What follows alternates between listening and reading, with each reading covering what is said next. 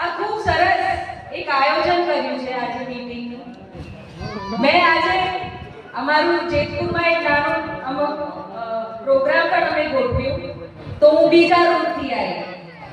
તો ત્યાં બીજા કોઈ મીટિંગ રાખી છે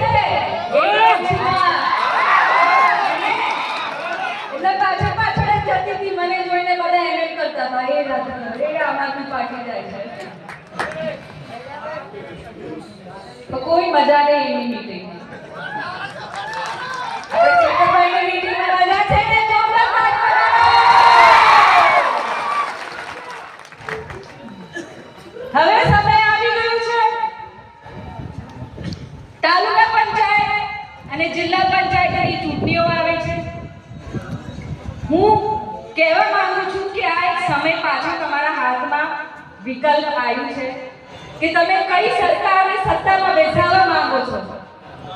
ત્રણ પાખી યુદ્ધ થવાનું છે, તો કેમ ના આપણે એક નવું નેતૃત્વ બેસાડીએ તાલુકામાં અને જિલ્લામાં. અને આમ આદમી પાર્ટી જે ઉમેદવાર ઉભો કરે તાલુકા અને જિલ્લામાં એમાં ખૂબ બહુમતીથી આપણે વોટ આપીએ અને એમને જીતાડીએ. જીતાડશો ને બધા?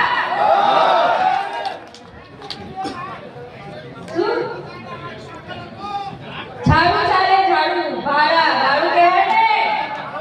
આપણે કચરું સાફ કરવાનું છે. આ બધાને ઘર ભેગા કરો. હમણાં થોડા દિવસ પહેલા અમે કવાડ તાલુકામાં એક મીટિંગ રાખી, આખા ડુંગરી પંચાયત જોયું હશે ને? કેવો ભૂકા કાઢી નાખ્યા ને કવાડના. એ દિવસે ભાજપે પાછું કવાડમાં મીટિંગ રાખી, ખુરશીઓ ખાલી. બધા નેતા એક બોલે, બે બોલે, કઈ પણ અનસટ બોલે, એવા સંસ્કાર તો છે જ. એક સાંસદ 5 વર્ષ પછી દેખાઈ આવે. એવું કહેતી હતી કે રાધિકાના બાપને પૂછો કે અમરસિંહ રાઠવાએ શું કામ કર્યું. અમરસિંહ રાઠવા લોકસભાના છોટાઉદેપુરના પહેલા સાંસદ હતા. હું અમારા સંસ્થામાં નોકરી કરતી હતી. ગૃહ માતા ગૃહપતિ હતા એના વજુભાઈ. ભૂલી ગઈ કોના રોટલા ખાધા અને એમ કે છે કે અમરસિંહ રાઠવાએ શું કામ કર્યું છે. અરે મારા બાપાએ જેટલું કામ કર્યું છે ને, તમારા બાપા મારા બાપાના ત્યાં એને રોટલો ખાવા આવતા હતા. એટલે એવા તો સંસ્કાર છે આ ભાજપના. એ લોકોને લોકોની પડી નથી. એ લોકો કોઈ પણ અણસંડ બોલ કરે છે કે એક જનતાને ખાલી ભડકાવવા માંગે છે.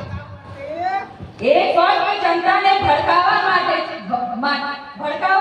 છે તાકી તમે એમના વહેણમાં, એમના પૈસામાં, દારૂમાં તમે વેચાઈ જાઓ. તમારા ધારાસભ્ય આ બાજુના ત્યાં બોલતા હતા, એમની સાસો અંબાઈ ગઈ હતી, ખબર ને?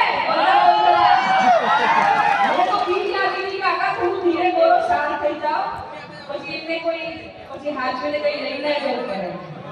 યાદ છે કે નહીં? તો એટલું ચોર અહીંયા કરતા કામ થતું ને, તો અહીંયા કેમ ચોર નથી કરતા? કેમ મામલતદારના ચોર નહીં કરતા? કેમ તાલુકામાં ચોર નહીં કરતા? કેમ લોકોના કામ નહીં કરતા? કામો થાય છે તમારા? વસાહતની શું હાલત છે? વસાહતની શું હાલત છે? પાણીની સુવિધા છે? અહીંયા તો એવી વસાહતો છે જેમાં માણસોનું અસ્તિત્વ નથી, આધાર કાર્ડ નથી, ચૂંટણી કાર્ડ નથી, ના જમીનોમાં એના નામ નથી. હાજી વાત છે ને? તો હવે આપણે શું કરવાનું છે? આ ભાજપની સરકારને ઘર ભેગા કરશો? આમ આદમી પાર્ટીને જીતાડશો? જોરદાર તાળી પાડો. પ્રવક્તા બહુ છે પણ હજી પણ આગળ આપણે ચેતરભાઈની મોટી ભવ્ય સભા રાખવાની છે. તમે બધા